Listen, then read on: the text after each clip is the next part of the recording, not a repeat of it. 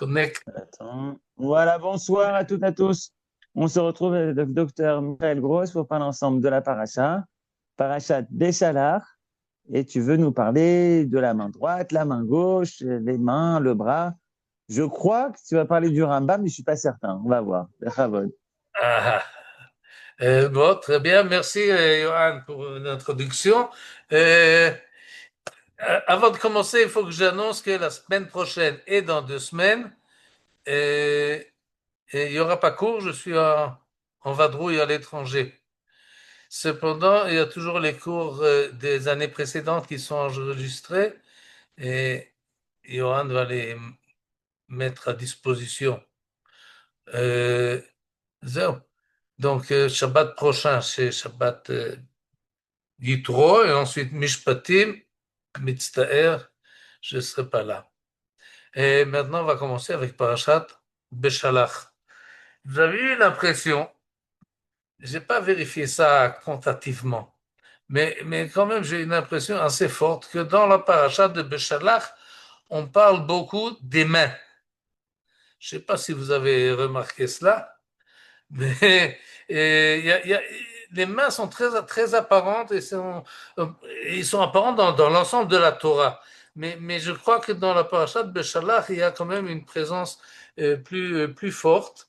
C'est pour ça que je vais faire monter maintenant le texte et vous allez voir euh, de quoi je veux parler.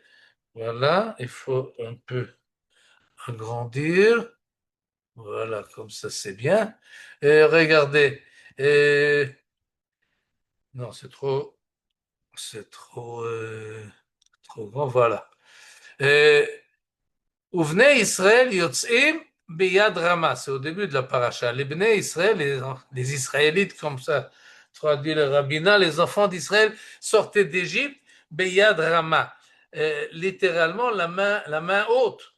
Mais il sortait pas la main haute, il sortait la tête haute, ou il sortait avec beaucoup de fierté, en tout cas d'une manière très... ils ne se cachaient pas, ils sont sortis pendant la journée, pas comme des petits voleurs qui s'enfuient, mais Beyad Rama, le traducteur là nous dit s'avancer triomphant. Mais Beyad, c'est la main. Ensuite, dans la suite du texte, nous dit Vayet Moshe et Yado alayam. Ce verset-là, cette phrase-là est mentionnée 2 fois. Une fois pour faire fondre les eaux de la mer et une deuxième fois pour recouvrir et qu'il se referme. Et 2 fois, Akadosh Baruch Hu dit à Moshe, Nete et yadcha alayam, étends ta main au-dessus des eaux. Et c'est ce que fait Moshe, bien que toujours on le dessine avec son bâton, mais c'est pas marqué le bâton, peut-être qu'il avait le bâton en main, mais Vayet Moshe et Yado alayam, il a étendu sa main, et c'est ce mouvement-là qui fait fondre les flots en deux, ou qui les ramasse à nouveau, euh, il y a là-bas la main. Vers la fin de la paracha, Vayi Yadav Emuna Adbo Hashemesh.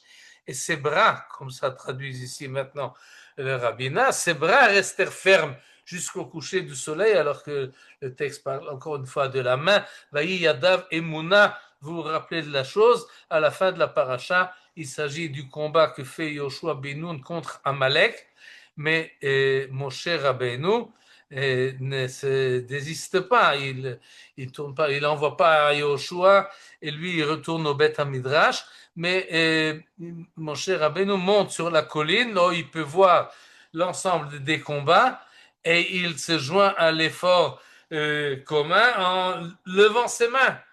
Il restait ses mains élevées pendant tout le temps du combat. C'était pas facile, il était plus jeune. Et d'ailleurs, le texte nous dit que ses mains devenaient lourdes, mais en tous les cas, lorsque ses mains étaient élevées, on gagnait, Vegavar Israël, lorsqu'il baissait les mains, Vegavar Amalek.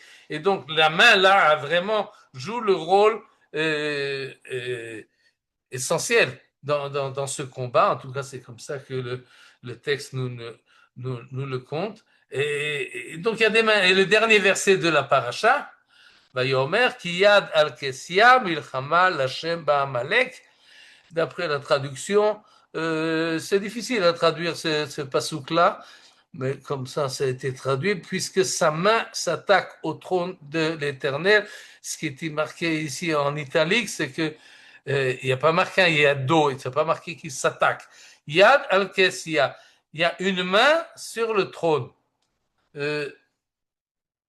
En tout cas, de quoi il s'agit exactement, c'est pas clair. De qui est cette main, à qui elle est cette main? C'est la main d'un Amalek contre lequel au combat, ou c'est la main d'une autre, une autre entité, on ne sait pas exactement, mais en tous les cas, c'est comme ça que la paracha se finit. Yad al-Kessia, et donc on a des mains un peu partout dans la paracha, et on ne va pas étudier tous ces versets-là que j'ai mentionnés, mais on va en avoir d'autres qui parlent également de la main, et peut-être le plus célèbre, parce qu'il est inclus dans la tfila de tous les matins, Vayar Yisrael et Yad Agedola Asher Asa Adonai Bemitzrayim. Vayireu Ha'am et Adonai, Vayaminu Badonai Vemoshe Avdo. Israël reconnut alors la haute puissance que le Seigneur avait déployée sur l'Égypte. C'est pas traduction littérale. Israël vit la main, la grande main qu'a fait Dieu en Égypte. Sur les Égyptiens peut-être. Mais en tous les cas, il s'agit ici, on peut traduire la haute puissance, c'est très bien, ça va au point de vue du contenu. Mais le texte nous parle de Hayad Agedola, et donc on va voir sur ce verset-là et sur encore d'autres de la paracha, autant que le temps nous le permettra, de voir un peu qu'est-ce qui se passe autour des mains, de quelle main il s'agit. C'est la main droite, c'est la main gauche. Pourquoi la main? On va voir ça. Alors, à chaque occasion, j'ai ramené quelques mefarshim qu'il fallait choisir, évidemment, parmi d'autres, qui vont peut-être nous élucider, en tout cas, vous donner des remarques et des matières à réfléchir sur cette question. D'une manière générale, il y a les pashtanim, et il y a ceux qui approfondissent le texte, c'est-à-dire les pashtanim, ceux qui essaient de voir la chose la plus terre à terre, la plus évidente qu'on peut se dire. Et ceux-là ont tendance à faire comme fait les traducteurs ici, d'employer ça comme une expression. Oui, Yad Rama, c'est le triomphe. Et Yad Gdola, c'est la puissance. Et ça va. C'est ce que font ceux qui cherchent le pshat. Et ils ne cherchent pas à vérifier, mais justement ceux qui sont, disons, avec des tendances de faire de plus approfondir et d'une réflexion des fois même mystique, comme on va le voir, ils cherchent à être beaucoup plus précis sur la définition de la main et du verset de quoi il s'agit. Ils ne se contentent pas d'une traduction qui est un peu elliptique, qui va autour du terme et qui essaie de remettre le mot dans son contexte. Et à partir du contexte, il traduit. Et on va tout de suite voir cela, mais on va commencer par le Midrash de Rabbi Shimon Bar Yochai, qu'on appelle Mechilta. On l'avait étudié, si je me rappelle bien, l'année dernière, les Midrashim. Et donc, il y a un des Midrashim importants sur le livre de Shmot, s'appelle Mechilta de Rabbi Shimon Bar Yochai. C'est le nom du livre, et il nous ramène quelque chose que tout le monde connaît, parce qu'on le dit le soir du Seder. Je n'ai pas ramené tout le texte parce qu'il est long, mais on se rappelle de l'essentiel. Rabbi Yossé Aglili Omer, Minayin ata omer shelaku Mitzrayim b'Mitzrayim 10 makot, ve'al hayam laku 50 makot. D'où est-ce que je sais que en Égypte, les Égyptiens ont subi 10 coups, alors que autour de la mer Rouge, ils en ont reçu 50. Et ce qui transforme le passage de la mer Rouge et cet épisode-là beaucoup plus fort, beaucoup plus intense que 10 plaies. Bon, d'accord, 10 plaies, mais il y avait 5 fois plus avec la mer Rouge, on ne voit pas les détails, mais ce que le Midrash semble nous dire, c'est que oui, il y avait des plaies en Égypte, mais la force et la puissance qui s'est dévoilée à l'occasion du passage de la mer qui se fend en deux, ça c'est quelque chose de, d'extraordinaire qui dépasse de beaucoup les plaies d'Égypte. Et alors d'où on sait que c'est pas seulement une, une chose, un miracle, mais 50 qui avaient. Alors le Midrash se base sur le verset, comme on le sait, Vayomru achartumim el paro etzba Elohim hi. À un certain moment, je crois que c'est à propos de la peste, les chartumim, les devins de Pharaon lui dit ça, on peut plus, ça, c'est quelque chose que nous ne pouvons pas faire. Etzba Elohim hi, c'est le doigt d'Akadosh Baruch Hu. Il aurait pu dire Yad, c'est d'une manière générale, c'est la main divine là. Il y a une intervention extraordinaire, extraterrestre, transcendante. Nous, on ne peut pas faire ça avec toute notre science. On ne peut pas faire ça. C'est le doigt divin. Etzba Elohim hi. Mais quand on parle de la mer, on nous dit Vayar Israël et Yad Gedola. Ils ont vu la mer. Or, ils ont vu la main de Dieu. Et donc il y a Etzba Elohim et là Yad Gedola Asher Asa Hashem. Et à partir de cette différence-là, conclusion de Rabbi Yossé Aglili, qu'il y a donc 5 fois plus de coups autour de la mer Rouge qu'il n'y avait en Égypte, puisqu'il y a 5 doigts dans chaque main. Et cette idée-là, on connaît la Gada de Pessah qui va en multiplier encore les 50 par 4 ou même plus pour, pour en agrandir les coups des Égyptiens. Et ça, c'est le Midrash, donc qui fait quand même remarquer, il faudra quand même réfléchir, il y a une différence entre Etzba Elohim et Yad Agdola. Ça a un sens ou bien le sens général est le même? On a vu la puissance, la main divine qui intervient. Et Rashi ne ramène pas ce midrash-là, mais il nous fait la remarque importante suivante. D'abord, il nous traduit le terme et Yad Agdola, et Gevura Agdola. C'est-à-dire, de quelle main il s'agit ici? Ils ont vu la main, grande main de l'Éternel. On peut comprendre cette vision, disons, ce qu'ils ont vu, et à plusieurs niveaux. Et c'est important parce que à premier niveau, ce qu'ils ont vu, c'est les Égyptiens qui sont ensevelis sous l'eau de la mer Rouge. C'est ça qu'ils ont vu. Quand Rachid nous dit Agevura, il transforme ça en puissance, il transforme ce qu'ils ont vu concrètement en une idée plus abstraite. La puissance, c'est une notion abstraite. Ce n'est pas ce qu'ils ont vu véritablement avec les yeux en face des trous. S'ils ont vu la puissance de Dieu, c'est donc qu'ils ont été impressionnés par ce qu'ils ont vu et ils ont conclu, waouh, celui qui fait cela, il est fort. Il a la puissance. C'est une idée disons, plus sophistiquée, plus élevée, qui dépasse le moment et le lieu dans lequel on se trouve et en tire une conclusion plus large. Et Tagvura Agdola, la grande puissance, c'est d'ailleurs comme ça que le traducteur a préféré nous dire, ils ont reconnu la haute puissance que l'Éternel avait déployée. C'est exactement ce que nous dit Rashi. Et Tagvura Agdola, Shasta Yado Shel Akadosh Baruch Hu. Et donc, par l'intermédiaire du fait concret, ils ont reconnu la puissance d'Akadosh Baruch Hu. Et Rashi ne se contente pas de cela, mais il nous donne un principe d'interprétation. Verbe leshonot noflim al leshon yad. Beaucoup d'expressions, si je peux me permettre de traduire comme ça, beaucoup d'expressions utilisent la notion de la main.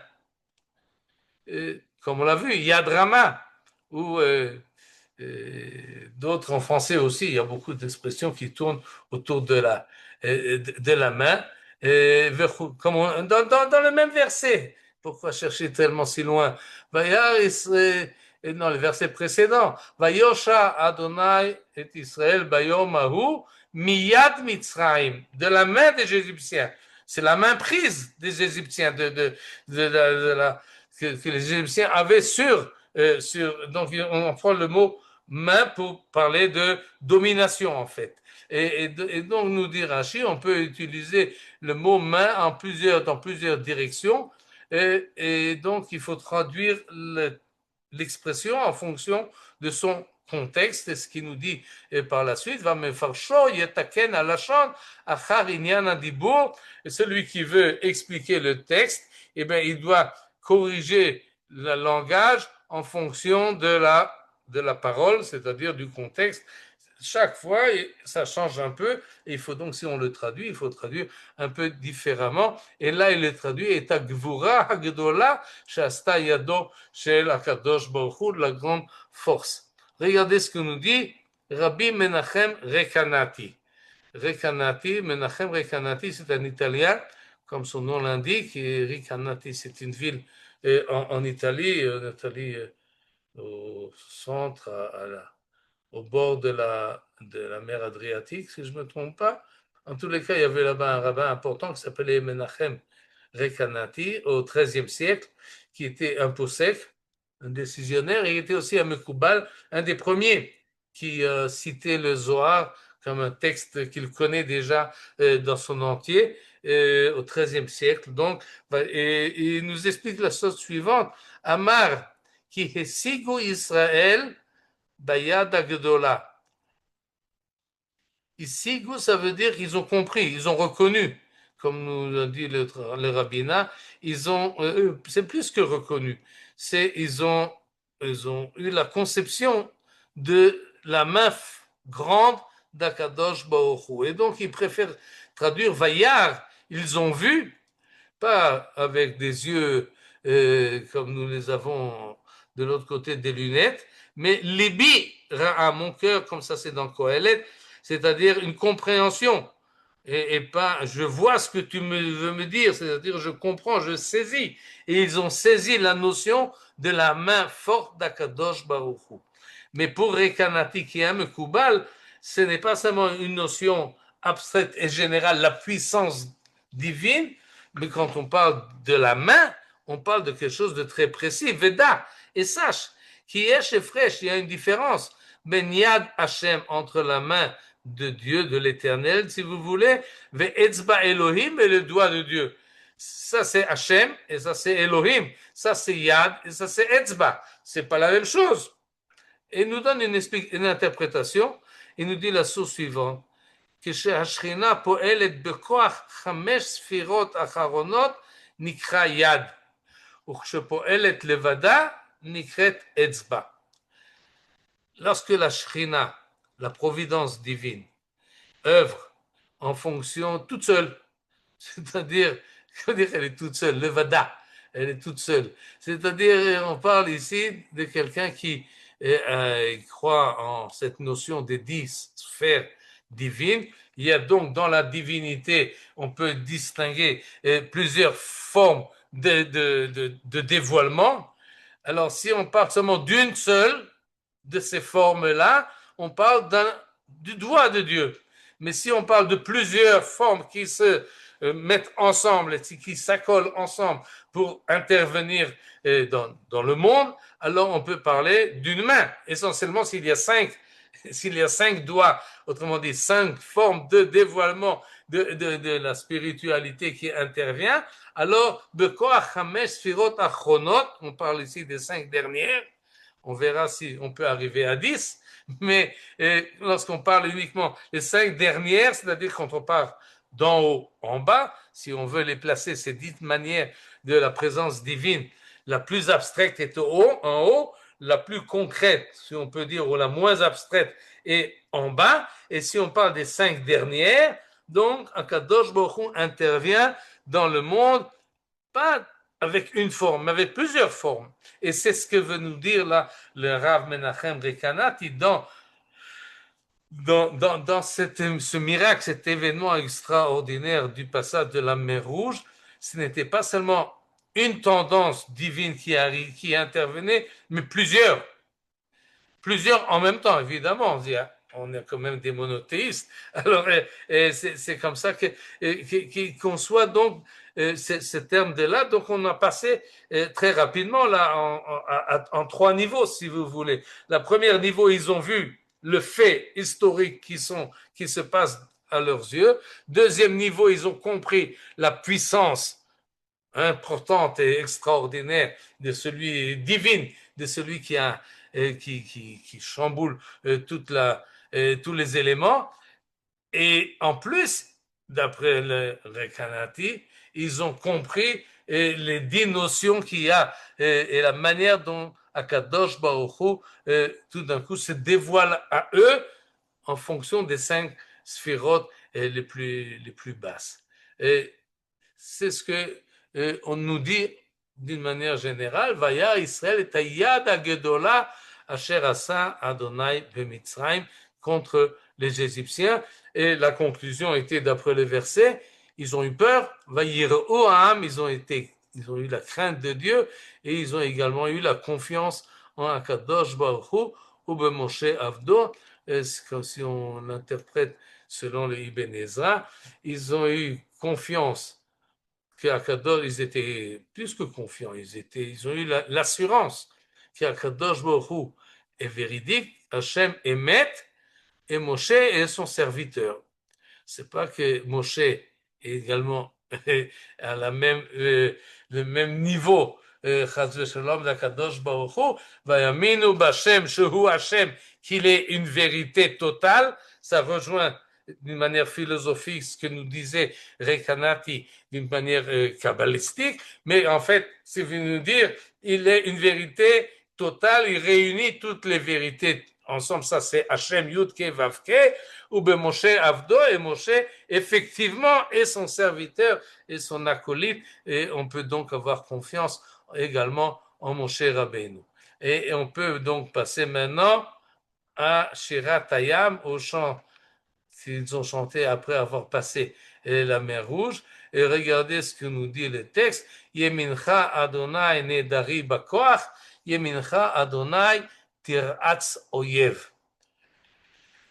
Pas facile à traduire. Yemincha, on comprend, c'est à droite. Hachem, c'est le nom de Dieu. Nedari bakoach. Et un signe par la puissance, remarqué par sa force. Qui est remarqué par sa force? Et il semble, d'après la traduction, la droite de Dieu est remarquée par sa force. On a ici donc deux phrases. La première se finit ici, et la seconde nous dit la main de Dieu est à droite, à Kadosh Baruch Hu, Tirat Soyev, écrase l'ennemi. Donc première manière, elle insigne la puissance. Deuxièmement, elle écrase l'ennemi. Deux idées qui évidemment se complètent. Et on va voir donc les Mefarshim, mais ici on ne nous parle pas de la main, on nous parle de la main droite. Yemincha Hashem, ta droite. Et évidemment, les Mefarshim vont nous faire quelques remarques sur cette expression. Et regardez ce que nous dit Sechel Tov. Sechel Tov, c'est un texte compilatif qui rassemble des midrashim, mais qui ne s'est pas contenté seulement de midrashim, mais qui ajoute des remarques également de pshat entre les midrashim, et semble-t-il qu'il a beaucoup influencé Rashi, qui était postérieur à ce midrash-là de Sechel Tov, comme ça il s'appelle. Et en tous les cas, dans ce midrash-là, j'ai retrouvé la remarque suivante. Et il joint ce verset-là au verset précédent que nous avons vu. Il est marqué Vaya Israël et Ayad Agedola. Israël a reconnu la grande main d'Akadosh Baruch Hu. Shome'ani ben Yemanit ben Smalit. Ça peut être la main droite, ça peut être la main gauche. Talmud Lomar, c'est pour ça que maintenant on nous définit Yemincha Hashem. C'était pas la main gauche, c'était la main droite. Autrement dit, le verset qu'on étudie là maintenant nous explique le verset précédent. Yemincha Hashem, c'était la main droite, c'était pas la main gauche. Melamed shebeyad yemin, de la main droite, Nifra, Akadosh Baruch Hu Mitzrayim, Akadosh Baruch Hu frappe les Égyptiens et les punit de sa main droite. Je ne sais pas si vous êtes droitier ou gaucher, mais en tous les cas, d'une manière générale, la main droite est la plus forte. Ce que l'on fait, ce qu'on peut faire de la main gauche, c'est un peu faiblo, c'est un peu que la achariade, comme on dit en ivrite, en passant, pas en y mettant toute l'énergie qui est à notre disposition. Et ce que veut dire donc le Baal Sechel Tov, dans cette correction, il nous dit, non, la main qui a frappé les Égyptiens, c'était une main très précise et très volontaire et avec toute l'énergie qu'on peut mettre dans la main droite.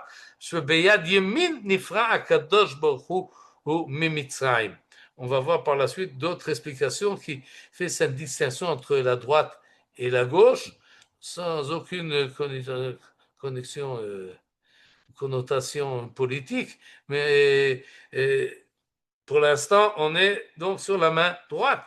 Et pas seulement qu'on est sur la main droite, mais Yemincha Hashem Nedari Bakoach, Yemincha Hashem Tiratsoyev. On aurait pu s'attendre qu'il y a la droite et il y a la gauche, ou il y a la gauche et ensuite la droite. Il a deux mains droites. Si on lit le verset comme une espèce de description qui quand même qui prend de l'image humaine. Et de toute façon, ici, on s'occupe de versets qui anthropomorphisme, c'est-à-dire il décrit l'intervention divine comme si Akadosh Baruch Hu avait une forme humaine. En tout cas, il parle de la droite. Il a une droite. Et Rashi remarque, Yemincha, Yemincha, dans ce verset-là, Shtepamim, il y a marqué 2 fois. Et Rachid s'est étonné de la chose et il a trouvé une solution. Et c'est que la main gauche est devenue également une main droite. Que chez Israël, et ça il se base sur le Midrash, que chez Israël aussi, Metretzono Shel Makom, Hasmol Naaset Yemin.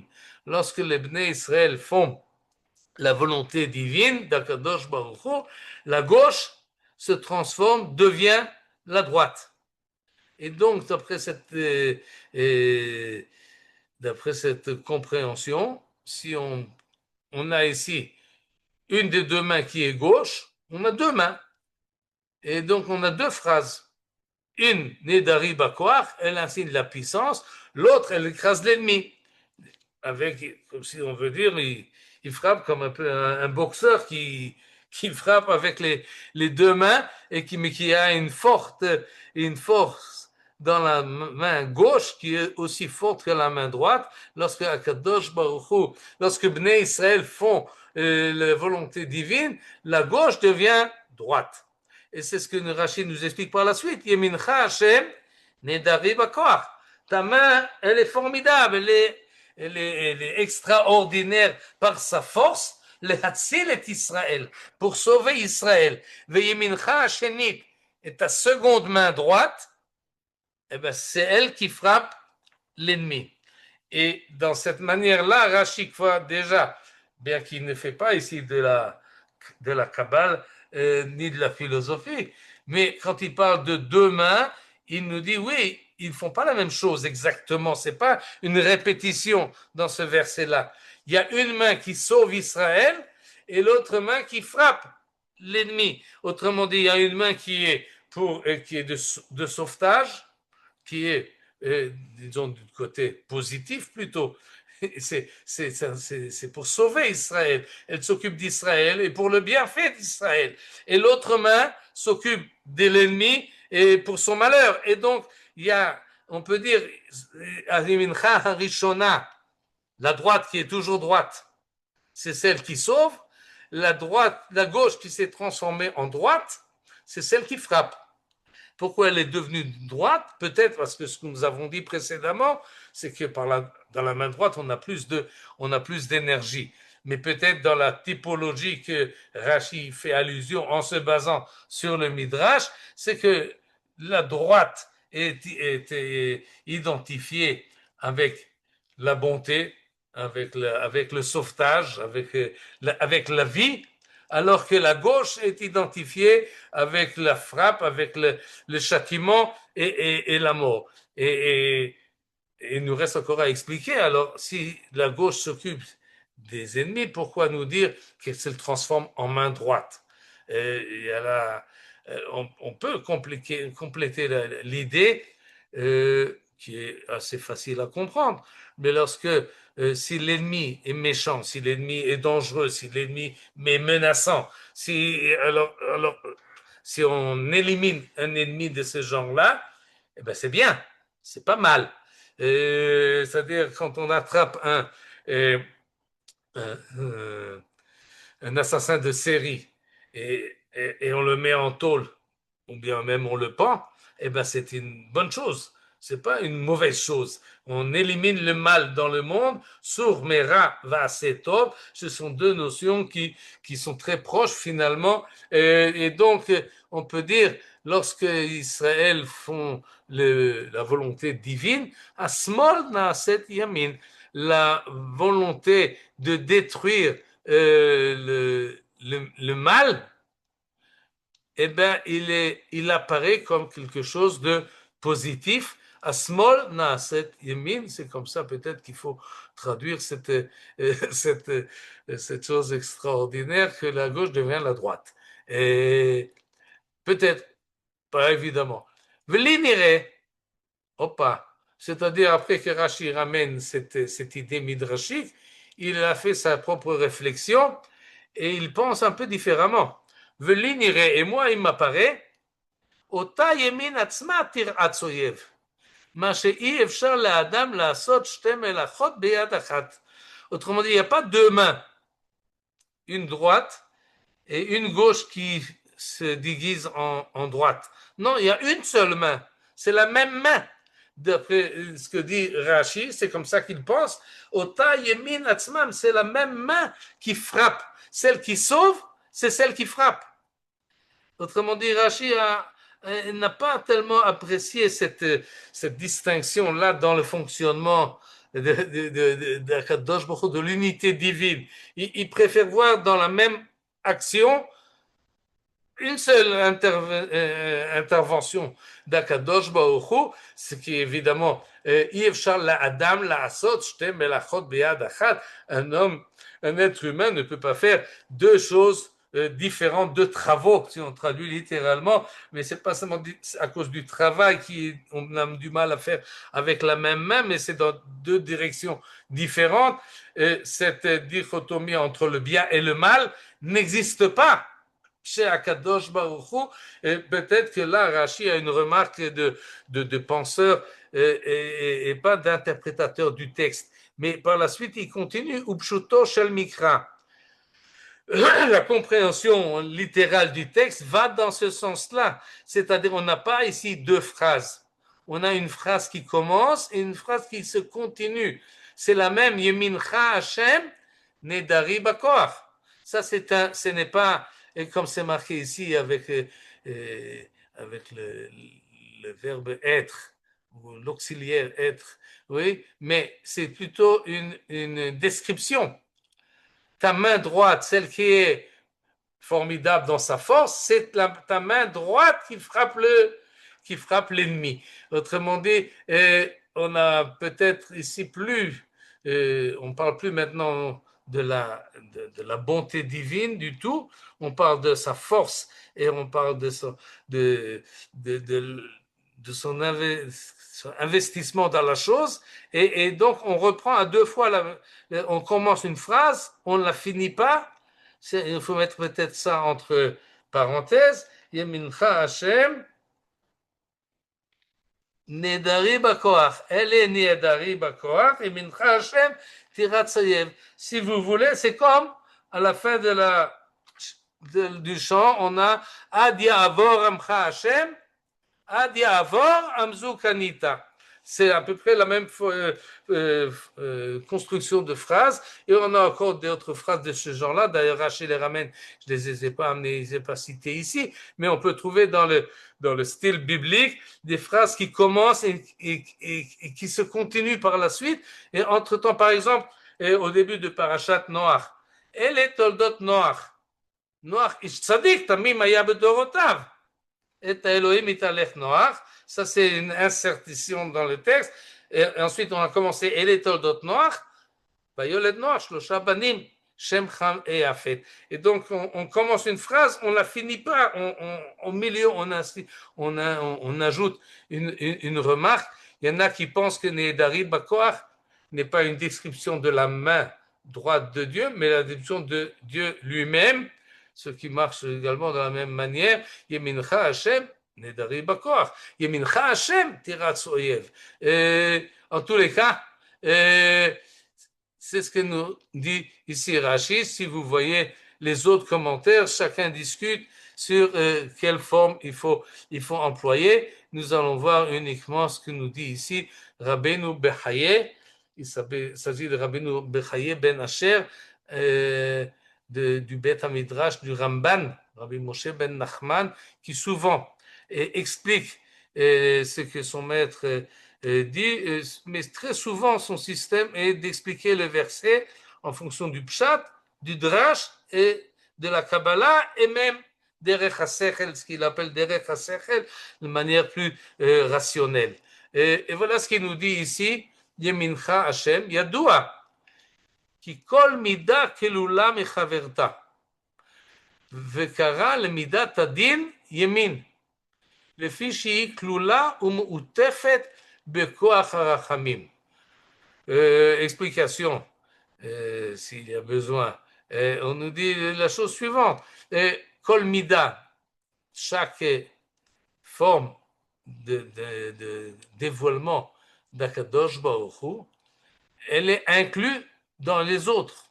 C'est-à-dire, c'est en fait une phrase qui vient déclarer, bien que nous distinguons entre Midat Adin et Midat Arachamim, lorsque Akadosh Baruch Hu se dévoile selon la justice ou selon sa bonté, et ils sont toujours un dans l'autre, à savoir qui est dominante, qu'est-ce qui est plus apparente. Mais en fait, dans chaque intervention divine, il y a toutes les manières on ne peut pas disséquer Dieu en caractères différents. C'est toujours l'entité elle-même qui apparaît. Et alors, ici, on appelle Yemincha Hashem Midat Adin. C'est-à-dire, d'habitude, quand on parle de Yemin, c'est Midat Arachamim, mais ici, il frappe.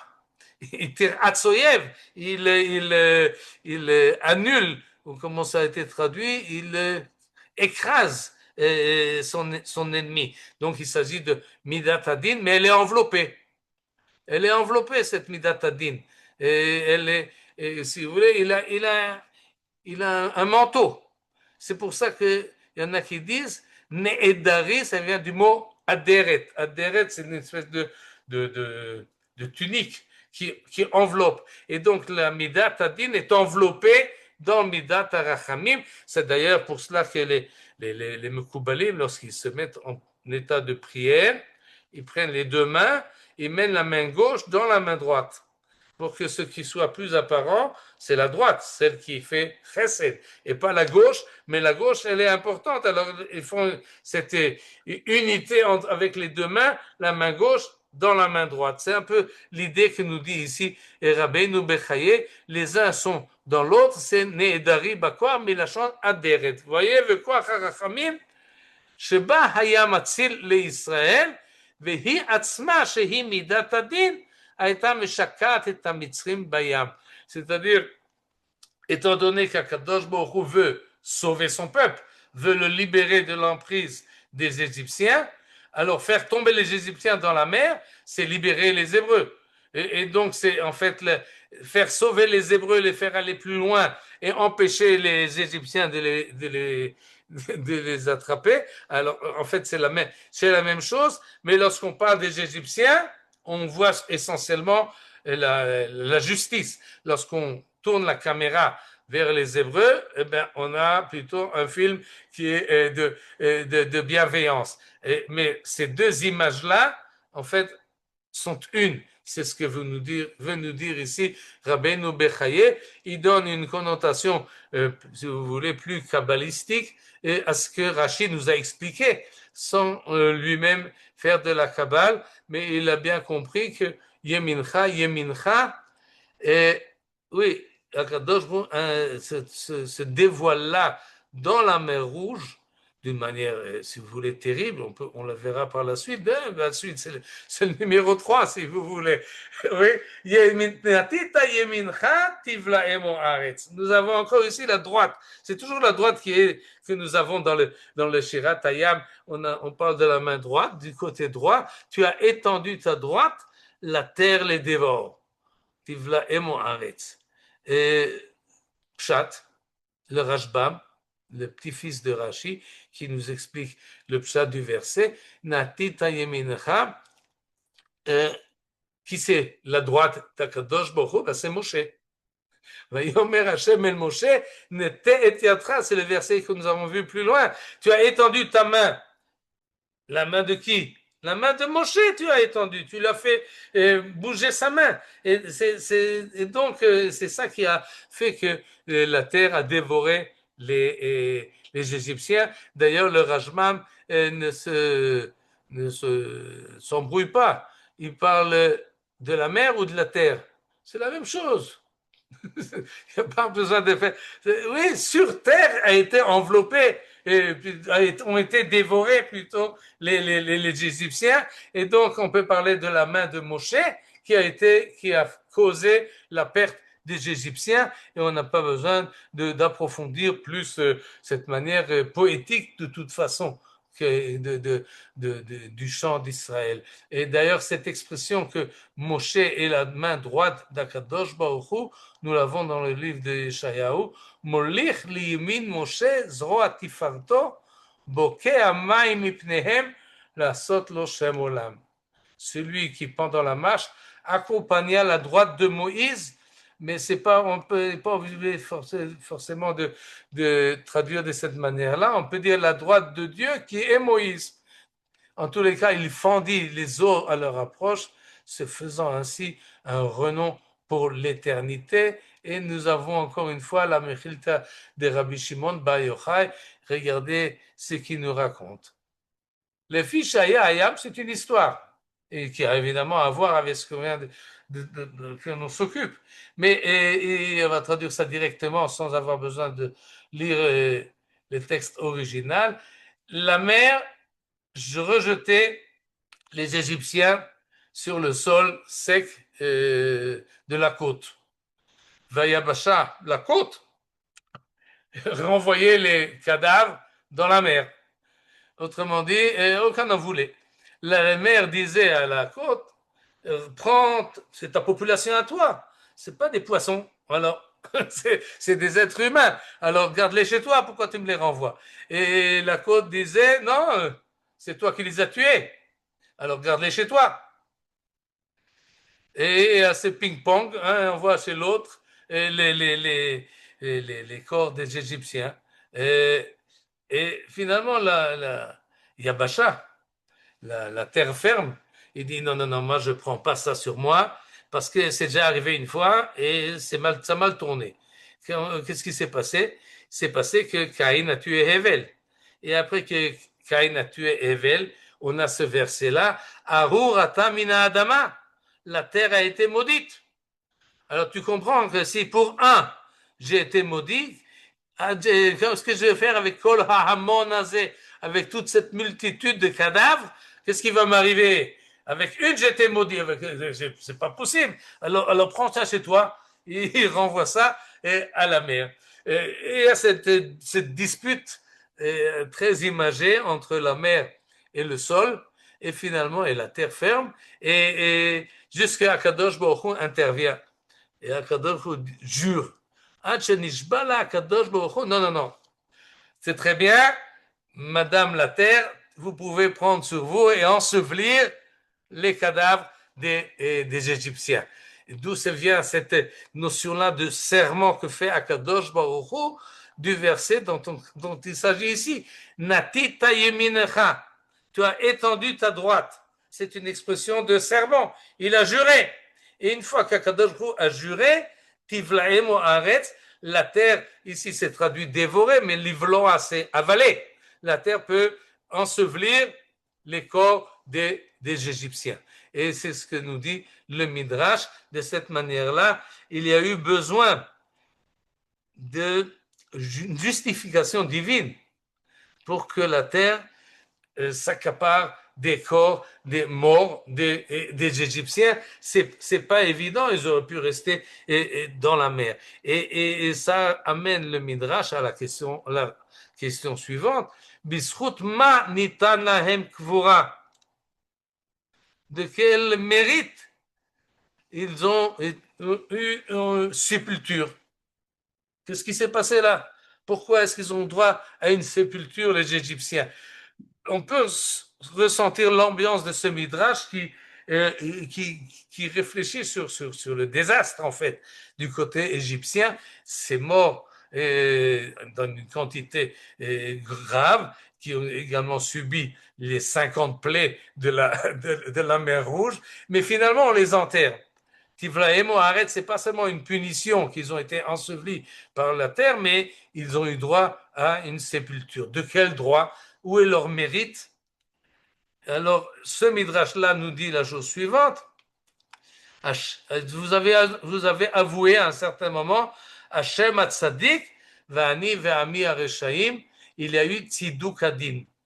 À partir du moment où les êtres humains sont prêts à accepter la supériorité divine et le fait que Akadosh est tzaddik et nous nous comportons mal, alors, et on accepte la punition, ça c'est déjà une certaine honneur et une certaine notion de respect qu'on doit avoir envers cette personne-là, et ça lui amène mérite d'arriver à un enterrement comme il faut. Ani eten lachem kvura. Et c'est pour ça que c'est marqué Natita yemincha tivlaemo haaretz. Les autres midrashim font dépendre ça d'autre chose, c'est du fait que Yosef Hatzadik a été pris. Ils ont pris avec eux, c'est le début de la paracha, les ossements de Yosef Hatzadik pour l'amener et l'enterrer en Eretz Israël. Et les Égyptiens ont laissé faire la chose, et puisqu'ils ont permis l'enterrement et les funérailles de Yosef, alors ils ont également droit à leurs funérailles à eux. Et cette idée-là de Kvura et qui semble importante à Rabbi Shimon Bar Yochai au Midrash, et je l'ai repris également parce que pour ce qui s'est passé dans ces 24 heures qui viennent de s'écouler ici en Israël. Et en tous les cas, c'est ce que nous dit ici le Midrash. Rashi, qu'on n'a pas encore vu, nous avons vu Rashbam, nous n'avons pas vu Rashi. Netita yemincha keshad kadosh baruch hu note yado hareshaim kalim venoflim. Rashi va dans une autre direction. Il n'aurait pas été d'accord pour cette traduction-là. Tu as étendu ta droite. Non, ça ne vient pas de étendre la droite, comme ne te yadra alayam à propos de Moshe, mais hataya, c'est incliner. Si vous tenez quelque chose dans la main et vous inclinez un peu votre main, et bien là, cette chose-là va tomber. C'est ce que nous dit Rashi. Natita yemincha tivlaemo haaretz. Tu as fait pencher ta main, tu as incliné ta main, alors ils ont été ensevelis. Autrement dit, la main qui garde les rechaïm, qui les maintient en vie, qui les maintient en existence, alors qu'ils n'ont aucun mérite. C'est des rechaïm, c'est des mitzrim, c'est des gens qui font du mal à Israël et les poursuivent. Il y a quand même une main qui les maintient. Mais à partir du moment où cette main-là, elle tourne, eh bien, il tombe. Akol noflim vehatayata. Vechen הוא אומר, והשם יטה ידו וכשל עוזר. C'est-à-dire, à partir du moment où Akadosh Baruch Hu ne maintient plus, eh bien, tout tombe. Ça ressemble à clé srouchit, à des objets de verre qui sont dans la main d'un homme. Alors à partir du moment où maté yado me'at, il incline un peu sa main, em noflim v'mishbarim, natita yeminecha, tu as un peu incliné ta main, et toute l'humanité, en tout cas égyptienne, est tombée. On va rapidement au dernier verset, parce que le temps presse. Et là aussi, on a des mains. On est parti du doigt. On est arrivé à cinq doigts qui est la main. On a fait une certaine distinction entre la main droite et la main gauche. Si on aura le temps, on en verra une autre distinction entre les deux. Mais pour l'instant, parlons de ce verset-là qui nous parle des mains. Pas une main, mais de deux. C'est presque le dernier verset de la Shirat Hayam.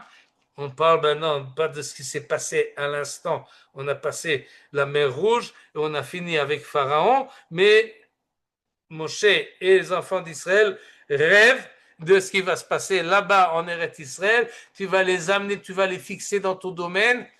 Machon le shiftecha, ta résidence que tu t'es réservée, pas Alta Hashem que tu as préparé. Mikedash Hashem konenu yadecha, sanctuaire, oh mon Dieu, préparé par tes mains. Il y a beaucoup de choses à dire sur ce verset, mais ce qui nous intéresse ici, c'est que le Beth Amikdash en question a été préparé par les deux mains d'Akadosh Baruch Hu. C'est pas yadecha, mais yadecha, les deux mains. Et je saute sur la première phrase de Rashi, et j'arrive à la seconde. Chaviv bet Amikdash haolam nivra biyad achat. Il faudrait mettre là une virgule. Chaviv bet Amikdash. Akadosh Baruch Hu aime le bet Amikdash. Pas seulement lui, également l'homme.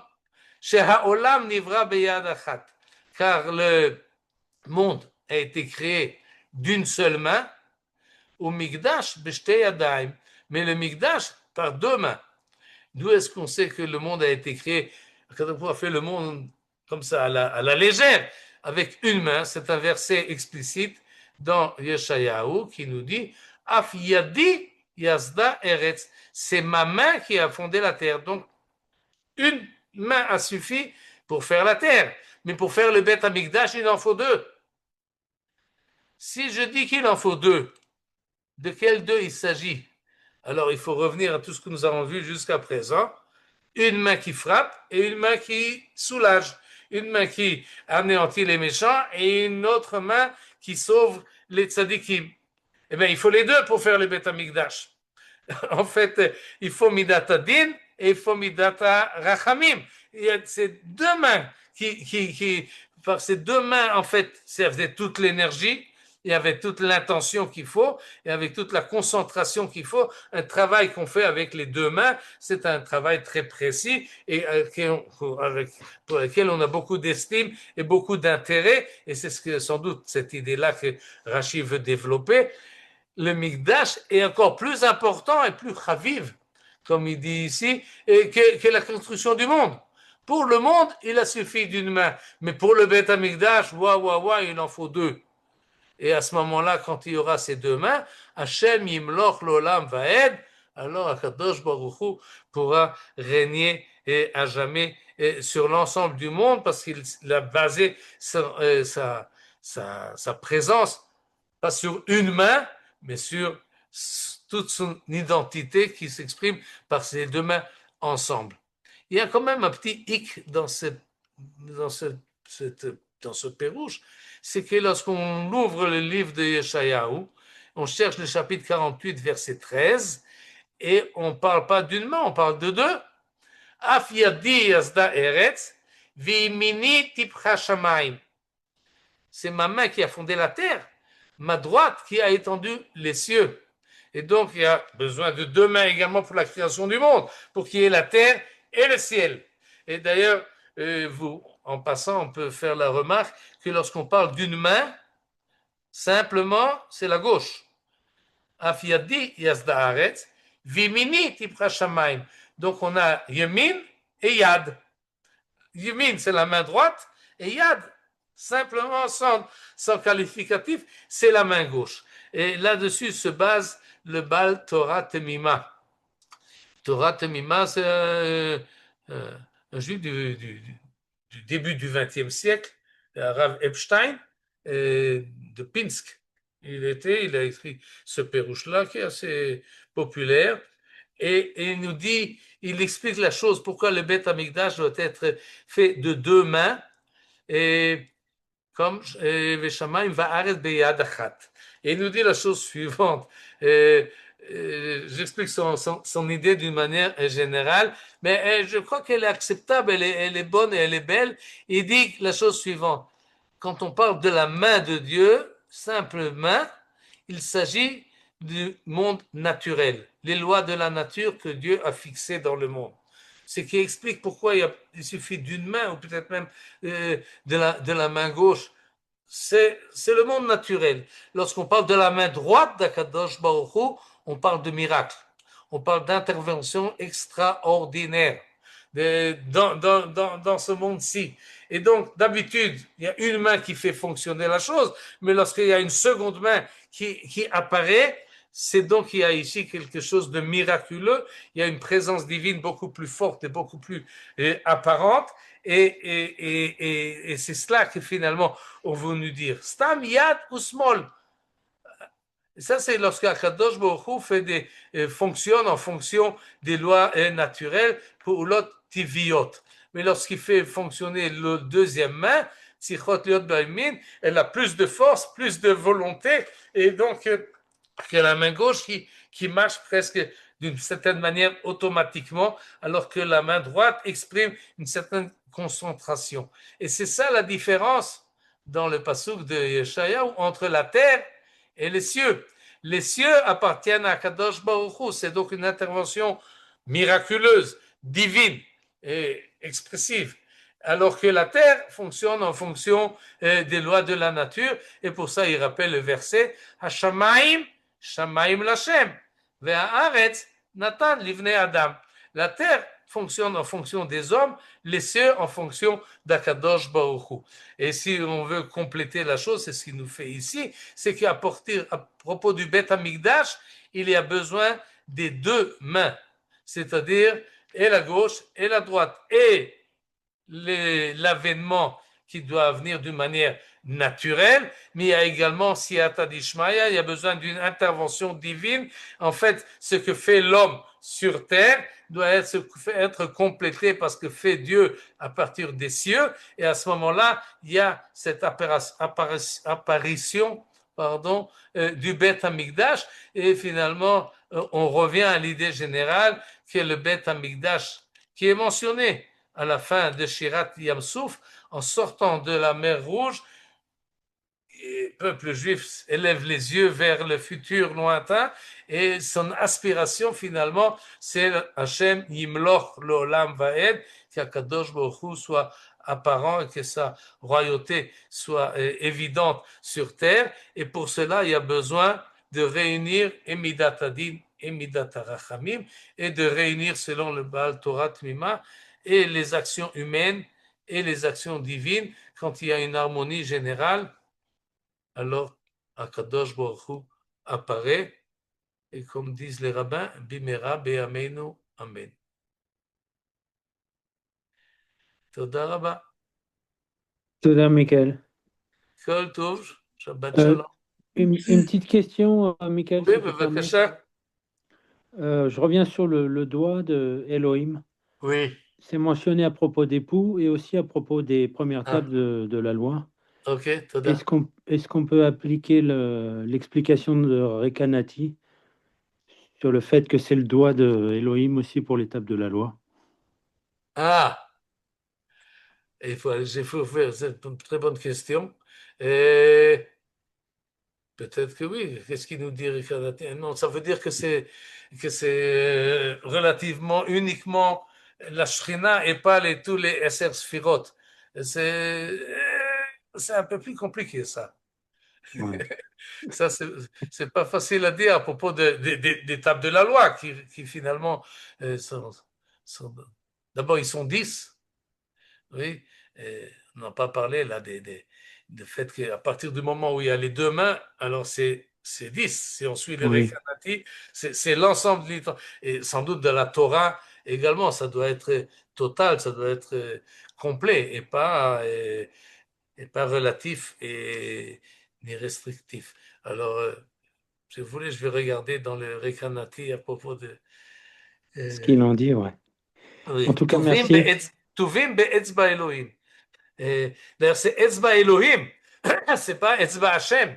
Oui, Etzba Hashem, ça peut être contradictoire même. Dans cette conception-là, ça ne peut pas marcher.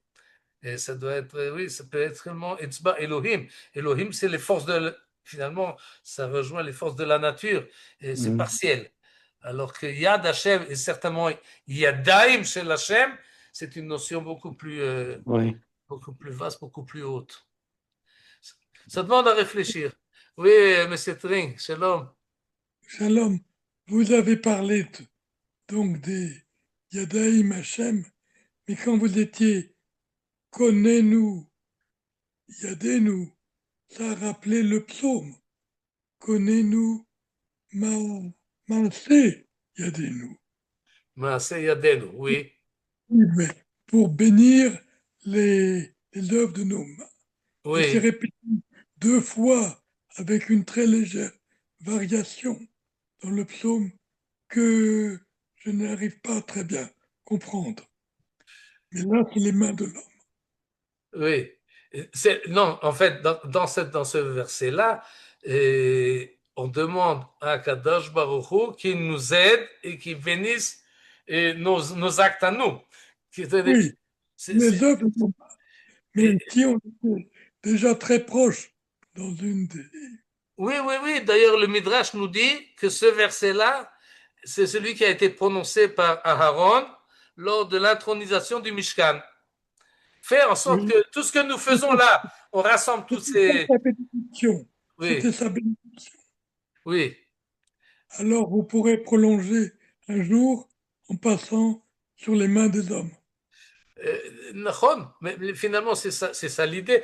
C'est certainement l'idée du Baal Torah Mima que nous avons vu.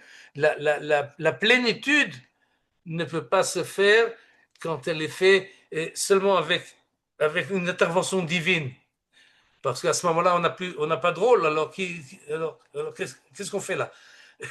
Non, la plénitude arrive lorsqu'il y a une synchronisation des deux mouvements, de l'effort humain et l'aide d'Akadosh Baruch Hu qui bénit l'effort humain. Si vous voulez, c'est déjà Asher bara Elohim la asot, la bénédiction du Shabbat. Je vous donne le Shabbat pour que ce que vous faites en semaine soit béni. Vous, hommes, allez, faites compléter ma création et amenez le monde à son avènement et à sa réussite. Ce que nous n'avons pas encore fait jusqu'à ce jour, mais on s'efforce, on essaye quand même. Et oui, c'est dans cette idée-là de connexion entre les deux. Et pas seulement comme le passage de la mer Rouge, qui était d'une intervention divine, et nous étions passifs. Mais, bon, Et ça, pour ce qui a été dit par mon prédécesseur sur les tables de la loi, il y a oui. les mains de Dieu qui les tiennent dans un bout et les mains de Moïse qui les De l'autre reçoivent. côté, Nahon, bien fait. Oui. Et il y a aussi cette image-là qui, effectivement, il y a Moshe qui belle Torah Misinaï. Il y a cette image-là. D'ailleurs, si vous voulez, la peinture de Michel-Ange dans la chapelle Sixtine, et là-bas, ils ne se touchent pas, mais il y a le Etzba. Il y a Oui. les deux doigts qui se rapprochent et qui essayent de se connecter. Il n'est pas arrivé jusqu'à là. Ils ne seront pas serrés la main là-bas, mais l'idée est quand même la même, une certaine projection divine qui arrive à l'homme. Oui, c'est. Merci beaucoup. Merci. Shabbat Merci. Shalom. Shabbat Shalom, Litrot. Michael, Oui, une question encore, s'il vous plaît. oui, Alex. À travers ce que vous avez expliqué, comment on peut, euh, dans la Haggadah, on parle de... Il y a toute une marloquette, combien de makot à Akadosh Baruch Hu, il a donné sur la mer, Matayim Oui, Hamishim. Est-ce qu'il y oui. a un lien avec tout ça et comment? Déjà, c'est difficile à comprendre. C'est Matayim makot. Oui, c'est un peu. D'habitude, on l'exprime, on l'explique un peu avec un peu en ricanant. C'est un peu pour se moquer des Égyptiens. Plus on arrive à leur faire tomber dessus des calamités, plus on est content. Et même si on arrive seulement avec le Midrash, c'est aussi bien. C'est un peu cette idée-là. Alors on passe de 50 à De 100. 50 à 250. On arrive à 250. Oui, Evra Vazam, Mishlachat Macher Raim, etc. Peut-être c'est plus sérieux que ça. Il faut essayer de réfléchir. D'ailleurs, ce qu'on a vu aujourd'hui, ça relève un peu la chose parce qu'il s'agit de passage de Etzba Elohim, d'après le Rekanati. Etzba Elohim, c'est seulement une dévoilation divine partielle. Alors que si on multiplie par Yad Par Elohim, 5, c'est ça. par Yad Hashem, il y a ici un dévoilement beaucoup plus large, beaucoup plus grand. Et c'est peut-être pour ça qu'on fait un effort d'y insérer Emidat Adin, Emidat Arachamim, pour que ce ne soit pas partiel, mais que ce soit total, que ce soit complète. Et l'expérience vécue finalement, si on essaie de se mettre la mise en scène. Imaginez-vous que vous passez dans la mer Rouge et vous sortez, vous voyez les Égyptiens, vous dites, waouh, ouais, c'est un dévoilement extra, qui dépasse tout l'entendement et qu'on ne peut pas disséquer finalement entre le Dieu miséricordieux et le Dieu qui frappe, et on ne commence pas à faire de la philosophie. C'est une expérience vécue qui est totale. Et c'est cela que les Midrashim essayent de relever dans les psukim. Oui, mais Michel, on a l'impression qu'on fait un anthropomorphisme. Oui, c'est pas l'impression, il n'y a pas le choix. Oui, quand Ah, on y a dit, pas... il n'y a pas le choix. Et Quand vous voulez comment le parler de Rambam, il explique ça dans le Moreh Nevuchim? Moreh Nevuchim, les Rambam, et plus ou moins comme on l'a vu, je n'ai pas vu dernièrement ce qu'il dit sur la main de Dieu, mais finalement, il part, P-A-R-T, oui, de la connaissance de Dieu dans ce qu'on voit sur terre. Vous voyez la nature, vous voyez Ouais. une fleur, vous voyez la fleur, vous ne voyez pas Dieu, vous voyez la fleur. Mais si vous avez des bons yeux, par cet intermédiaire-là, vous pouvez remonter la source, et à plusieurs niveaux. Et c'est un peu ce que le Rambam fait lorsqu'il essaie d'éviter l'anthropomorphisme. Il dit oui, on a une dévoilation terrestre, mais par cet intermédiaire-là, on peut commencer à faire aller vers un niveau beaucoup plus complexe ou plus abstrait. Et à partir du concret, on arrive à l'abstrait. Mais on n'a pas le choix de parler, notre langue, elle est concrète. On parle de la main de Dieu. Quel est le sens qu'on donne à cela? Ça dépend de vous et de votre faculté Imagination. d'abstraction. Ouais. C'est comme ça que Rambam fait dans toute sa démarche. C'est en fait une démarche telle que je la présente, elle est éducative, elle est progressive. Oui. C'est un projet pour la vie, ça. Le Rambam nous met ça. Allez-y, continuez à réfléchir sur cette manière d'exprimer des prophètes pour que vous compreniez que il n'a pas de corps à Kadosh Baruch Hu. Il ne peut pas en avoir. Oui, à Torah Dibra Kilshon Bnei Adam, quoi. Il a fait, Bediou. Shabbat Shalom. Merci beaucoup, Michael. Shabbat Shalom, Borach. Shabbat Shalom. Merci, Michael. Toda Rabba. Merci, Shabbat Shalom. Merci beaucoup, Shabbat Shalom. Toda Rabba, Michael. Merci d'avoir visionné cette vidéo. Je vous invite à vous abonner à notre chaîne InMode pour plus de replays, de conférences, de cours, d'interviews. Cliquez sur le bouton juste ici et vous êtes abonné à l'InMode. À très bientôt.